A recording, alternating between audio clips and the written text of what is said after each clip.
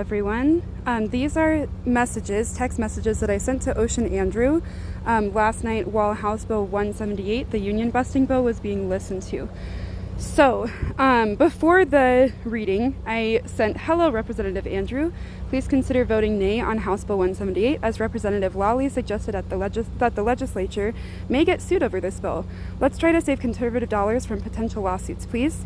And he said, "Thank you for the message." Now, really quickly, I know you can read. However, I am reading these text messages because a lot of times social media accounts and apps don't make it possible for assistive technology to be able to read the screen. So I want to make sure that we are still allowing access to all of this information as much as possible. So I implored him after his testimony on the bill, "Can you give me an example of an individual who has been fired for being a part of their union," which he insinuated in his testimony. For being part of the union, he said, "No. Many are afraid of being fired for not being in the union." And I said, "How is that not of their own choice?" And he said, "Because they feel coerced," which he never totally defined coercion in this situation. I then asked, "So asking for personal information of union members isn't coercion?" And he said, "This bill does not require disclosure of member information." And then I sent him a screenshot of the bill, specifically item E, that said an itemized list of all receipts from or disbursements to a person if the aggregate total of the transactions during the labor organization's fiscal year is not less than $5,000, which insinuates that if that union makes more than $5,000, they have to give itemized receipts of all of those transactions, whether that is to an individual or not. So I asked him, "What would you call this section then?" Then he said, "This section is not about expenditures, not disclosing members." And then I said, "If members have to be reimbursed as individuals, how are they excluded from this report?"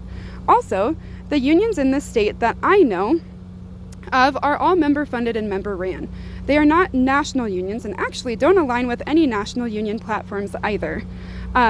Like line for line, they don't align with national union platforms either. They all run independently and represent their local members' perspectives because they're fully funded by the workers they represent.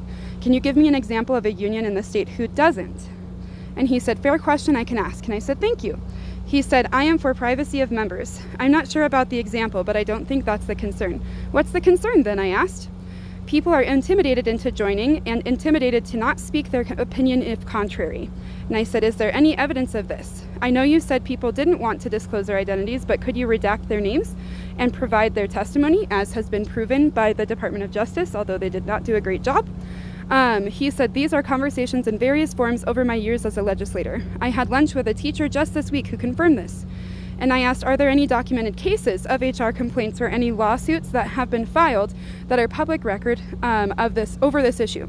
I understand your willingness to protect the people talking to you, but this can't be changed if there's no evidence to cite. If this is really the case, this is something the union should know so they can be fixed. I implore you to speak to your contacts and encourage them to speak up so this can be rectified.